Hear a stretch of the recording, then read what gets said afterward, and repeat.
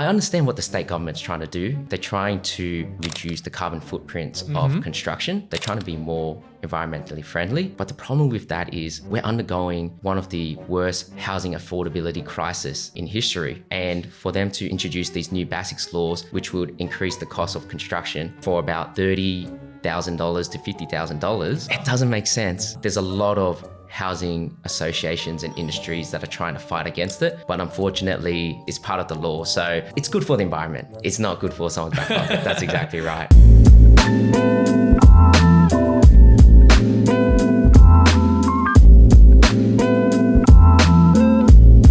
Hi everyone, and thanks for joining me in another episode of the Mortgage Chat. Today, I have a very special guest, Patrick from Pro Duplex, who specializes only in developing and building duplexes. Patrick, buddy, welcome to the podcast. Thank you for having me. I'm really excited to get going and kind of share my knowledge on construction and building. Legend. So mate, look, so the people that don't know what you do, can you just tell us a bit about what your business is, what you specialize in? And all that. Yeah, sure. So I'm a builder. I'm the founder and managing director of my own building company called Pro Duplex, where we specialize in duplexes. A little bit about me. So I was born and raised in Sydney. Grew up in the southwest area of Sydney, so like the Parramatta, Fiddlewood area. The original, the OG areas. The OG area, yeah. That's really close to heart there. I had a lot of family there as well. My grandparents, uncles, aunties, and cousins. And later on in primary school, my parents moved us to Castle Hill. Okay, big shift. Yeah, big shift. Mostly because back in those days, there was a lot of crime in that area. Correct. How old are you now?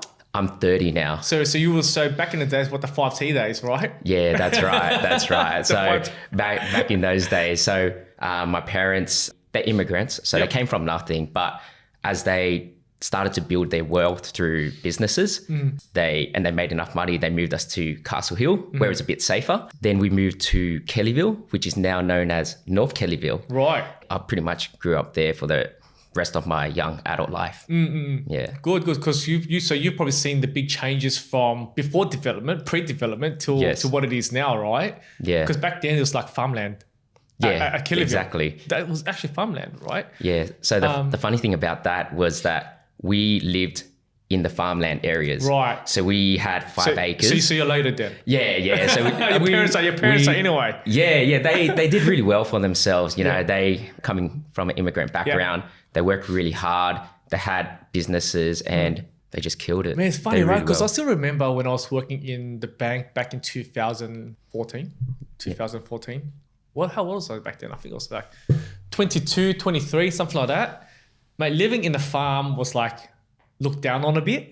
Yeah. It's sort of looked down on a bit, right? Because you live so far out in the suburbs, it's sort of looked down a bit. And now it's like, hey man, everybody wants to buy around the area. Right? That's right. Everyone wants the acreage now because if you can subdivide it and into a lot of different lots, it's a gold mine there. Yeah, 100%. So what actually are you specializing in right now in your business?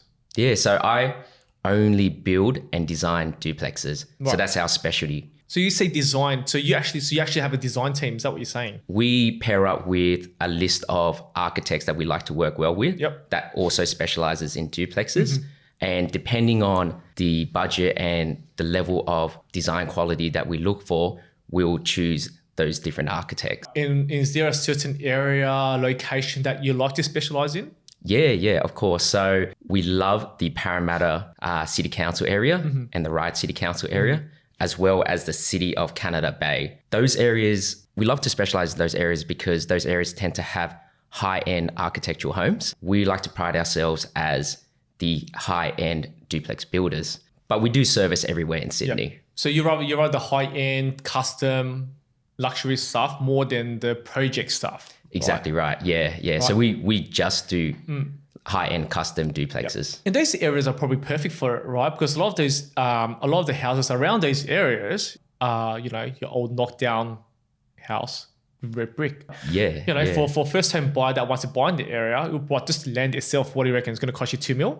Yeah, exactly. Block? For a decent block, $2 million. But it's an older house, isn't it? That's right. That's right. So, the next thing to do if you want to live in the area is to maybe a duplex or a townhouse. So those areas are perfect for it. And yes, you can probably build more high-end duplexes around those areas.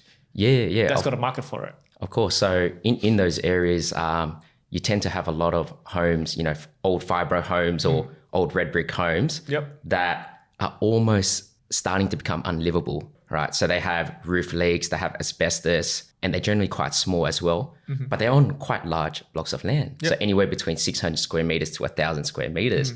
So it just doesn't make sense to have all that land in those inner suburbs. Why not knock down and build a duplex? That's where you can make a lot of profit. And what we're starting to see a lot of, people are starting to reach out to us and they will say to me, hey, Patrick, I want to knock down my parents' home, build a duplex. Me and my wife or me and my husband live in one side and my parents live in the other side so they can stay close to their family. So that's a trend that we're starting to see a lot of nowadays. Could be a good thing and a bad thing, right? Living next to your parents, right? Because I wouldn't. I love my For me, parents. it's a good thing. I love my parents, but I wouldn't live next door to them, right? A bit of distance is good. So in those areas, we're starting to see a lot of ethnic families. Families that come from, that had immigrant parents, second generation Australian families. They're really close to their parents. Family is everything for them. So what made you go building a duplex, be a specialist in building duplex rather than a single dwelling property? It's a pretty interesting story of how I came to decide to build duplexes rather than just freestanding single dwelling homes. And that all kind of stemmed from my parents. So growing up, my parents always ran businesses and I got to see what products and services really worked well. And the products and services that really killed it and really succeeded were products where they specialize in something or a service that they were experts in. So for me, when I was in university and when I was working for an apartment builder, I thought to myself, what is a product or a service in the construction industry that I could specialize in? And I thought, there's no builders that only do duplexes, which is crazy, right? Because you have... Not as much. Right? Well, there's none in Sydney that just do duplexes. There's some that, they do homes, they do granny flats, and they say they're duplex specialists, but there's none that only do duplexes. And if you think about granny flat builders, you probably have about 10 to 20 granny flat builders in Sydney. So you got Sydney Granny Flats, Master Granny Flats, Granny Flat Solutions, Cubic Granny Flats. But there's none that do duplexes. Are they paying you to call them out, buddy? They're not, but they should though. Okay. So you're saying not specific builder, only specialized in duplex, right? That's right. Okay. That's right. Fair enough. Yeah. Fair enough. Let's talk about the duplex industry, all right? Let's call it 4 or 5 years ago. I drive down Winston Hills. There was duplex galore, right? I think it was Caroline Chisholm, the main road. Knock down, rebuild, duplex galore right there, right? You drive around Panania, Reesby area, duplex galore. It's probably slowed down the last few years, to be honest with you. That's right. I haven't seen much duplexes gone up the last few years, probably because of the costs to build, right? And I'll let you touch a bit on that. But what do you think? But I have seen a few more duplexes come up as of late. Around Seven Hills, I've seen a couple. But what sort of changes have you seen the last probably 12 to 18 months or let's call it even 24 months when there's barely anything being built to right now? Yeah, sure. So maybe we'll take it back maybe 4 or 5 years ago. So back in 2018, the state government released something called the Low Rise Housing Diversity Code. And that was to fast track the approvals for duplexes, terraces, and manor homes. Right. Because we had a housing affordability crisis back then. We had a housing shortage. So what is one of the biggest problems that builders, developers, and investors face? And that was council approval times, right? So you probably know council could take anywhere between a few months to upwards of a year to approve your development application or to even assess it. And when they come to assess it, they might even reject it. So with the Low Rise Housing Diversity Code, you can actually go through a pathway called the Complying Development Certificate, also known as CDC. That's exactly right.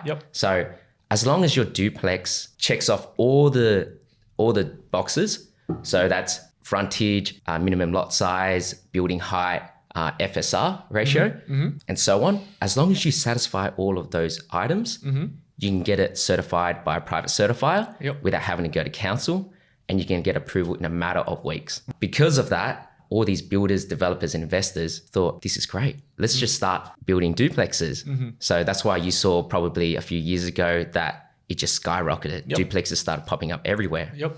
But back in 2019, towards the end of 2019 and 2020, there were some council areas that started to ban duplexes or limit the areas where duplexes were allowed to be built. Yeah, so that's what you were probably mentioning. So even though the New South Wales State Planning approved certain requirements to relax the criteria to build a duplex, councils didn't have to follow those rules. Is that what you're saying? Correct. So in the end of 2019 and also 2020, the council areas were given the opportunity to write in their LEP, which is the local environment plan, whether they allowed duplexes in the council areas or other certain areas within the council. So you had, the Hillshire Council, the Ku-ring-gai Council, and the Hornsby Shire Council, plus others that banned duplexes altogether. Right. Yeah. Right. So where are you seeing more duplexes being popped up now?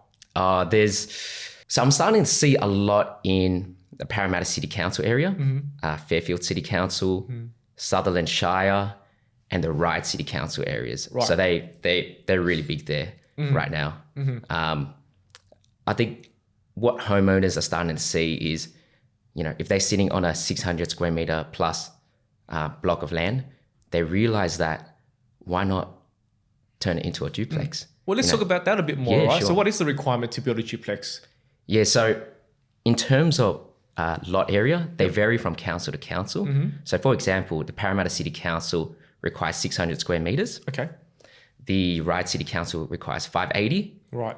And the City of Canada Bay requires 450 square meters. 450 square meters? 450, yeah, it's tiny. That's not a big duplex if it's 450. Yeah, it's tiny. But though that's to do with lot size areas. And when you look towards things like building height, street frontage, FSR, they're all the same across all council areas because they follow the low-rise housing diversity code requirements. So these are things like 15 meter street frontage, 8.5 meter building height, right, and a specific floor space ratio. Yep. So that's the ratio between the internal areas of the building and your land area. Right. 450, mate. Tiny. Mate, that kills Tiny. me. But people still buy it, right? People still buy it. Because people live in an apartment, right? Because some people say, hey, I'd rather buy a smaller duplex than living in an apartment. Yeah, and if you look at the inner west areas like Lilyfield, Annandale, or even Surrey Hills, right, you get these terraces that are a lot tinier than, 220 square meters. 220 square meters in those areas is huge. Yeah. So we're starting to see that kind of, like people are starting to accept smaller size dwellings because it's either apartments or freestanding homes, and freestanding homes are starting to become unaffordable. Yeah, 100%. Yeah. Yeah. So, for example, if you're buying areas in, for example, Epping, just you're paying $2 million just for land, pretty much. Exactly, $2 million plus nowadays. Yeah. Right, just for land. Just for land, exactly. So, so it's land in or properties for freestanding homes in those areas such as Epping are so unaffordable, but people want to live there. Correct. Right. So the other option is either apartments or townhouses / duplexes. Yep. Right. And as you know, recently, townhouses haven't really grown much in value over the past few years. Yep. That's mainly due to the oversupply and the apartment building boom that happened between 2010 and 2020. Yep. Also, it's because of the Opal Tower and the Mascot Tower incidents that happened. So that's really shaken the consumer confidence with apartments. So they're scared of buying apartments. Yep. Freestanding homes are too expensive. Yep. So what you got is in the middle, which is duplexes and townhouses. And that's why the New South Wales planning government introduced the new rules, right? They're trying to bridge that gap. That's medium exactly right. Medium density house, right? Exactly. And do you see that as a way of future living in the long run? Yeah, I do see it as a... Because I personally believe yes. I personally believe yes, especially for first home buyers. But I'll let you comment a bit more on as a builder. Yeah, sure. So you got 3 different types of residential property asset classes. So that's townhouses slash duplexes, you got apartments, Yep. and you got freestanding homes, right? And all of them play an important role, especially for first home buyers. If you look at apartments, as I just said, consumer confidence are shaken about apartments recently. Sentiments towards apartments at an all-time low because of the Opal Tower and the Mascot Tower incident. Yep. And also because they haven't grown much in value. So apartments are slowly becoming out of the question. Yep. Then you got freestanding homes. Freestanding homes are so unaffordable in the inner west and the central areas in Sydney, or even the middle areas of Sydney. So for a first home buyer to buy a freestanding home, they have to look at Box Hill, Marsden Park, Leppington, Austral, and even as far as Tamworth, right? So some people don't want to travel that far. And someone that grew up in Epping Yep. don't want to move all the way out here, They don't want to move out there. right? Yeah. It's not because it's lifestyle. They don't want to move out somewhere they've never even been stepped foot on before. Yeah, they've never been out that way. Yeah. And you know what? They might have friends and family that live in the inner areas of the Sydney metro region. Or also, they might have jobs in the city. Yep. Or the Parramatta area, or the Norwest Business Park area, or the Macquarie Park area. So to get from those outer fringes into those business districts, those central business areas, it's a journey. Yep. And traffic's getting worse and worse over time. Yeah. So let's talk about, I know you can't give me an exact cost of how much to build a duplex. Yeah, sure. Right? So let's say, for example, I want to build an Epping where I have a 580 block as a minimum. Yep. Okay. And I want to build the maximum I can based on the land size. Yep. Okay. Based on your knowledge and the project you've done, for investors out there or developers, what sort of budget would you sort of set for yourself when you're building a duplex in that area? Yeah, sure. So we get asked this all the time through people that give us a call, property developers, investors, homeowners, because they want to know how much it costs so they can budget it for their development. Yep. And also so they can go to the bank and, or start to talk to the mortgage broker on how much they can afford and borrow and whether it's even feasible at all.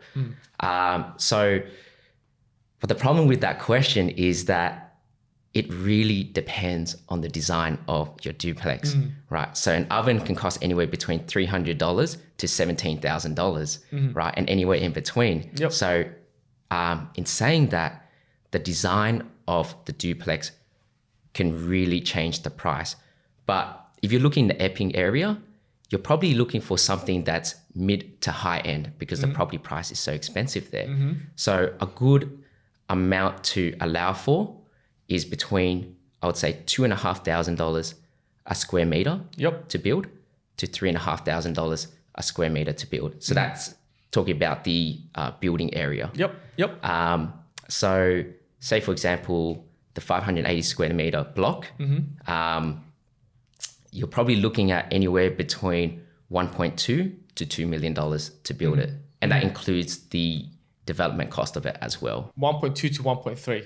1.2 to 2 million. Oh, 1.2 to 2 million. Yes, that's right. Wow. Depending Yeah. on how high end you want to go. Really, really depends. And it also depends on the conditions of the site itself. Yep. So if the site slopes a lot, then you need to build retaining walls. Yep. You have to excavate more.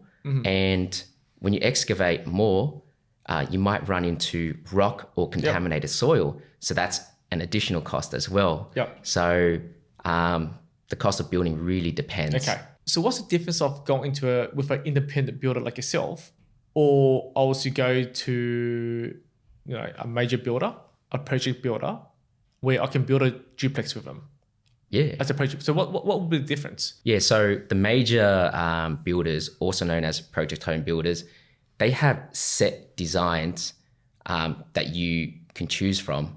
And if your land doesn't meet a certain size or shape, Yep.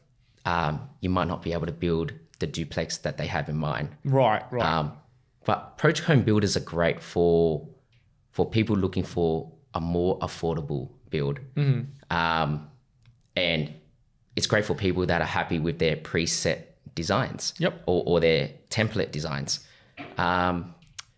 Where we come in as a more custom home builder is we assess or we design a duplex that suits the shape and size of your block, Yep. as well as we design something that suits the slope of your block as well. So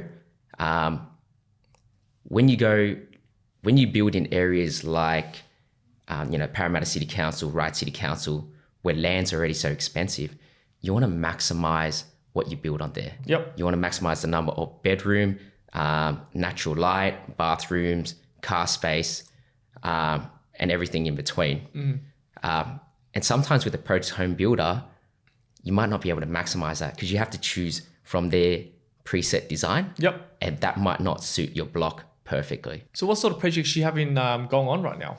Yeah, so recently we finished a duplex in North Kellyville, which was more of a mid-end build. Yep. We're doing a high-end duplex in Dundas Valley. Okay. Yeah, so this duplex is huge. It's a $2.2 million build. It's got 6 bedrooms, a theater room, and a swimming pool on each side. Yep. Which on is, each side. Yeah, which is pretty crazy, right? So when you think of duplexes, you think, something skinny and How big's small. the block? The block is 935 square meters. Right. And we really maximize the amount of space that we could build on there. And our architects were very smart with the design as well. So that's how we were able to get 6 bedrooms, 3 bathrooms, a theater room, plus a swimming pool on it. So just for a bit of a spanner in there, right? So you've got a 900 block. Why wouldn't the owner just split the block and build 2 separate dwellings? Yeah, so you can do that, but some council areas don't allow you to build a detached duplex. So that's probably what it's called. Yep. Right. Two separate dwellings, each with its own home. So that's a detached dual occupancy. So it really depends on the council area and what they allow. And a lot of the land in Sydney are zone R2, which is low density residential. And a lot of the council areas don't allow you to split those blocks into 2 unless you build a dual occupancy. Right, I got you. So even though you've got a 900 block, Yep. right, it's big enough to split into 2, but the council rule doesn't allow you. That's exactly right. Right, okay. Okay, so are you getting a lot of investors and developers that's more building, or are you getting more, people that wants to knock down, rebuild, live on one side and rent out the other side? Yeah, so when I first started this business, I thought that we'll have a lot of developers and investors that reach out to us to want to build duplexes. I thought that would be our main client base. Yep. But what we're starting to see is that there's a lot of homeowners that live on 600, 700 square meter blocks that reach out to us, and they tell us, they want to knock down their existing home, build a duplex so they can live in one side and their kids can live in the other side. Or they can live in one side and sell the other side. So we get a lot of, mum and dad investors that reach out to us, which is really surprising. Yep. Yeah, it's a shock to us. Nice. So can you tell me what sort of time frame with building a duplex is? Let's say, for example, I have a house, brick home. I want to knock it down, rebuild. What is the time frame from engaging Patrick to the finished product at the end?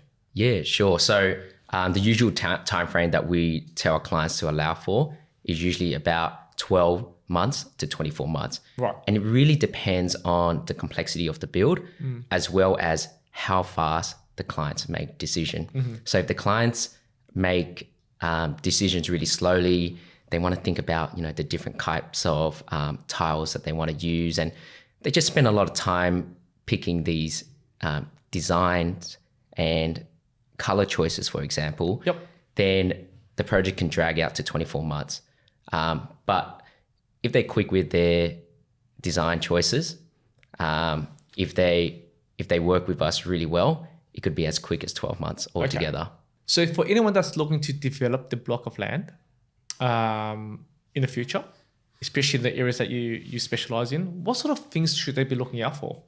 Yeah, so there's a lot of things that they should be looking out for, but the main things that I tell my clients to look out for is, first of all, whether the land size fits the minimum lot size requirement of that council area. Yep. Right.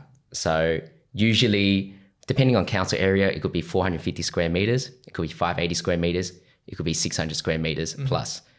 The second thing I'll tell them to look out for is to make sure that their land slopes down towards the street. Right. Right. So you don't want a sloping block that goes down towards your rear neighbors. Yep. Because what that means is if you decide to build a duplex, you need to get permission from them to build stormwater drainage pipes Right. through their land. Right. And you need permission to create an easement through their land. Right. Which often they say no, because an easement through their land devalues their property. Oh, okay. Yeah, Yep. so that's a really big one. We see a lot of duplex sites on realestate.com. Yep. Where it's got a duplex approved, a duplex approval on it, but they want to sell it for some reason, and that's because they can't get permission from their neighbors to Right. build stormwater drainage pipes through their land. Right. So that's 1 and 2. So sloping downwards from the front. Yeah, that's right. So you want it sloping down towards the street front. Yeah. Because I think Wollongong Council has a rule like that as well. Yeah. It's got to be sloping down the front to even build a duplex. Oh, right. Yeah. So I think most of the councils allow you to have it slope towards the back as long as you get permission from your neighbors. Yeah. Okay. Yeah. Anything else they should be looking out for apart from the slope? Yeah. So another thing, so the third thing they should be looking out for is whether it's heritage listed or if it's bushfire affected or if it's flood affected land. The fourth thing I'll tell them to look out for is to make sure that there's no big native trees at the front of the property or any big street lights or electricity poles at the front of their property, because that could affect where you place your driveways. So those 5 things are the main things that they should look out for when looking for a duplex site. Yep. And all of this information can be found from a website tool called MeCone Mosaic. Okay. Right? It's a free tool. You just Google MeCone Mosaic. It shows you the slope of the land. It shows you whether it's heritage listed. Yep. It shows you the amount of square meters. Yep. It shows you whether it's bushfire affected. And you can use Google Street View just to see if there's any electricity poles or large native trees at the front of the property. So Patrick, you touched a bit at the beginning where you worked for apartment developer.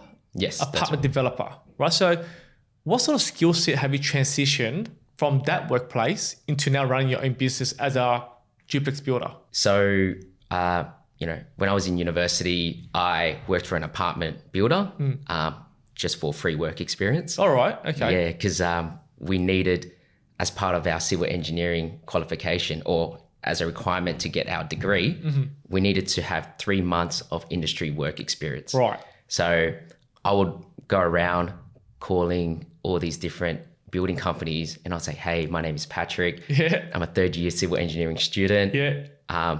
Please let me work for you for free. Yeah. And after cold calling and cold emailing about 40 different companies, eventually there was an apartment builder that decided to give me a crack. Yeah.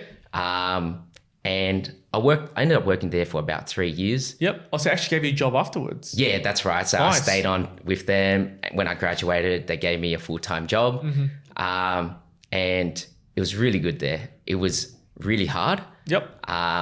Apartment building and high-rise building is incredibly difficult compared to home building. Right. So all the things that I learned there, when I came to start my own company as a duplex builder, it was incredibly easy. Right. Yes, it was hard starting off, because you got to, you're the marketer, you're the accountant of your business, you're the project manager, you're the site laborer, your HR as well. Yep. You have to do everything in a business. Yep. But building a duplex compared to building an apartment they're nothing alike. It's so much easier building a duplex. So now with your tradesmen, do you have the same subbies or contractors that you use on a regular basis with all your projects? That's a really good question. So when I first started as a duplex builder, what I would do is I'll get 3 different quotes from different tradesmen. Yep. So for example, the electrician, I'll get 3 different quotes and I'll choose the cheapest quote. Yep. But what I found out very quickly from my first few projects was that you really get what you pay for. You Yeah. really do get what you pay Yeah. for, right? So I started to can all of those subbies that I used on my first few projects. Okay, because they were cheap. They were cheap. They were Right. the cheapest one, Yep. and we were trying to build higher end Yep. duplexes. So nowadays, I feel like I found a team of good subcontractors and tradies that I could use for every single job. And the good thing about it is they understand my level of expectations in a duplex build. They also understand the way I run my building sites. Yep. I like to have a clean and tidy building site, and I like them to keep me updated all times about what they're doing when they come into site, Yep. and communicate with me regularly. Another really good thing about having the same group of subcontractors is that when I quote for other duplex jobs, I can ask them to give me their quotation on what their cost would be for that new project. Yep. So that means that I can get a very accurate estimation of what that new project will look like. Yeah. So working with the same tradies keeps it consistent. That's right. Expectations. Yeah, it keeps it consistent and it keeps your build quality very high as well. And has the building game been tough the last few years, especially with costs, especially with shortage of workers, right? Has it been tough for you the last few years, or has it changed? Yeah, so it's been tough for every builder, Yep. Especially the project home builders that run on really tight margins. Yep. I'm quite fortunate because my last few projects, including the one now, has been cost plus contracts. Right. Okay. Right. So it doesn't matter how much it costs. If the cost of materials and labor increases, then my profit margin still stays the same. Yep. So I've been lucky in that regard. Yeah. But for other builders, yeah, I've seen how, well, you've seen on the news as well that there's a lot of big builders that are collapsing. Because of fixed price contracts. Exactly. They're on Right. fixed price contracts. Yeah. So, I'll speak to a few builders all the time. Okay. And they always complain about tradesmen. Have you seen a shortage of tradesmen as well? Or you actually seen that pick back up a little bit more normalized? Yeah. So during COVID, and especially with the construction boom, there was a massive labor shortage. Yep. Right. Especially with bricklayers, carpenters and concreters. So it's been really hard to get a lot of different types of tradesmen. But recently, with the immigration coming back, we're starting to see that it's easier to get those tradesmen Right. back in. So especially bricklayers. Right. So what you're saying, a lot of, your bricklayers, your gyprockers who are Asian background actually went back overseas during COVID era. And that's why there's a big shortage of that. Yeah, that's right. So during COVID, they went back to their home countries Yep. to be with their family and their relatives. But now that immigration's starting to pick back up, they're actually filling up a lot of those skill shortage and that Yep. labor shortage. Hey, just touch a bit back on when you said some local councils actually ban duplexes. Why did they actually ban it? Because isn't it better for the community where properties are more affordable for your local community to stay within the same area to live in? Yeah, so it's really counterintuitive why people dislike, developments such as duplexes. You mentioned that doesn't duplexes and development make property more affordable in those areas. But imagine if you live in those areas, right? You want your property price to stay high, Right. or continue to grow. So if there's a lot of developments on your street or on the neighboring streets, then the supply of housing goes up. Yep. The demand stays the same. Yep. And that imbalance causes your property price to decrease. Yep. Right. So this is a phenomenon called NIMBY, which is an acronym for not in my backyard. Right. So Okay. it's a term used to coin the idea that people or local residents don't want developments near them. And because of this, you get a lot of local residents that pressure the local councillors to fight against developments, Right. to fight against new developments. Right. And the local councillors wanting to listen to to the local residents will fight against these developments. Right. Fair enough. And Yeah. look, it's bad and good in a way. Exactly. But Yeah, we need that missing middle. You know, Yeah, we that's need right. medium density. That's right. Because right now we've got a massive housing shortage. Yep. We've got a housing crisis. Yep. And affordability as all time. It's incredibly unaffordable Yep. to purchase a property right now. Yep. So we really need that missing middle. And that's always been the problem, right? It's been a problem for the last maybe 5, 6, 7 years. That medium density living. Yeah. So earlier this year, the RBA's economist, his name is Dr. Richards. He released an article on the Australian Financial Review that looked at how there's an oversupply of apartments, Yep. but there's not enough medium density dwellings, right? And in order for us to really tackle the housing crisis, we need more duplexes Yep. and we need more townhouses. Yep. Yeah. And why do you think developers are not building enough duplexes and townhouses? Because the margin's not enough. The margin's not big enough for them. Is that why? Yeah. So townhouses have a higher profit margin, Yep. but inherently it carries more risk. Yep. Whereas duplexes generally have a lower profit margin, but it's definitely a lot safer. Right. So imagine if you do a 16 townhouse development, Yep. there's a really high risk that the cost could blow out, Yep. or there's a really high risk that you can't sell all 16, right? So you might be stuck with a few lots of townhouses left, which you have to sell for a really low price. Whereas duplexes, you can live in one, Yep. you can sell the other. Yep. So all you really have to do is just sell one. Yep. Alternatively, you can live in one or rent the other, and renting out a duplex is very easy. Yep. So duplexes, very low risk. Townhouses, high profit margins, but carries more risk. Fair enough.